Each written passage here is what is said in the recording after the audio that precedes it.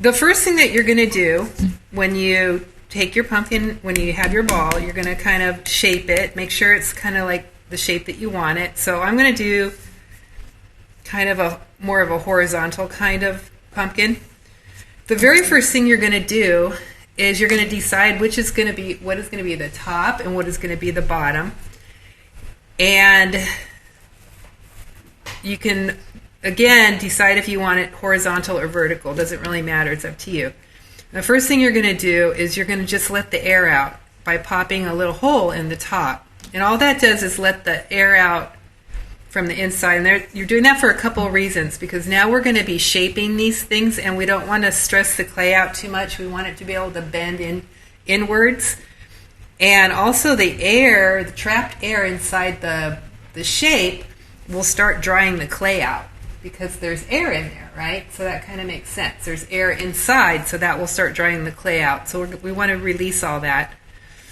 Then the next step you want to do is, I like to get just a little bit of moisture. You could put it right on top. And you notice how this pumpkin kind of dives down a little bit here? So we're going to make this little seat right here.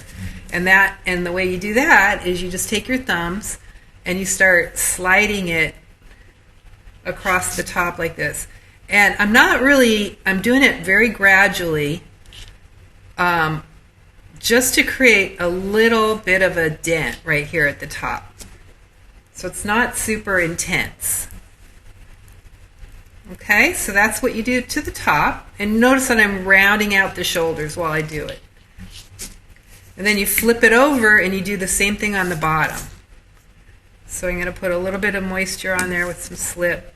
And then, see, the bottom also has the same kind of thing. And you're going to do that as well. And this is going to start shaping the look of the pumpkin. It starts looking more like a piece of fruit now and less like a ball. Okay? And this is probably the same thing you would do if you're making an apple or anything else like that. Okay, now we're going to draw the lines. So this is actually a really good tool to draw lines with.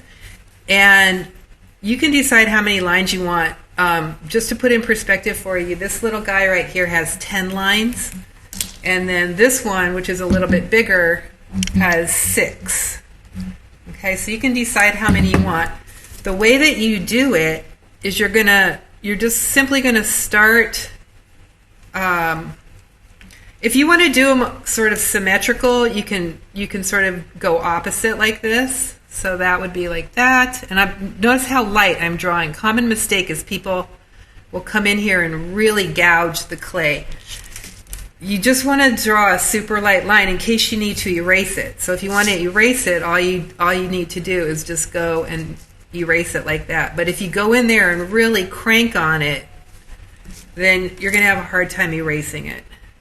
Okay, so I have 1, 2, 3, 4, 5, 6, 7. So again, it's up to you. So now I'm going to follow this straight down. And again, I'm going super lightly to start. And just in case I make a mistake,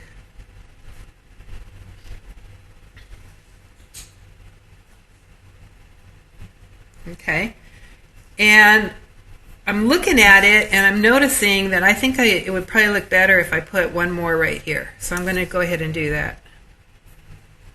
So now I'm going to have 8 lines. Okay, now you're going to flip it over and you can give yourself a little dot in the middle, and then you want to make sure that all these lines meet in the dot. So these lines are just your guides.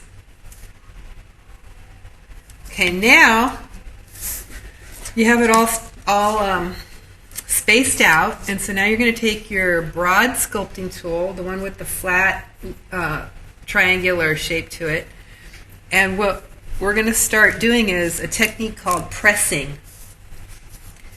So you're going to find the line. I usually like to start at the top, and you hold it at like an angle, like a 45-degree angle, and you start pressing it towards the right. and then you can pick it up and follow that all the way down towards the bottom, so that you have one continuous pressing. Then you flip it over and you press the other line next to it.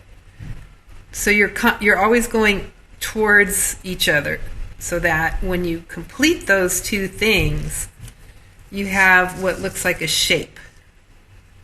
You see this? So this looks more like a billowy type of shape.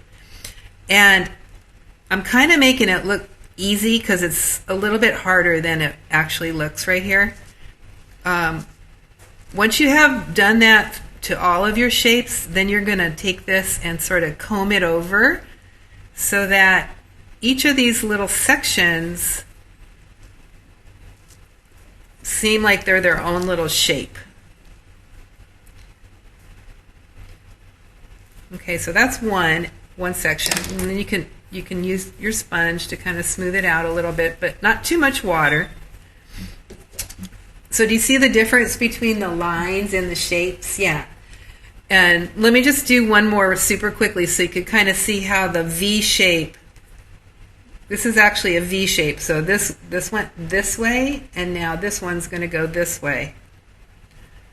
So that you see when they're lining up next to each other, it sort of creates this channel that goes all the way down that looks like a little V. So this is one side of the V, and that's the other side of the V.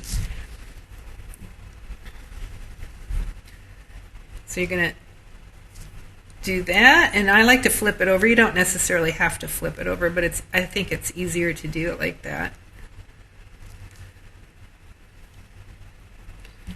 Okay. And then you're going to take the time and kind of work out any little lumps that might have happened. If you have any little cracks and things like that, this is a good time to repair them.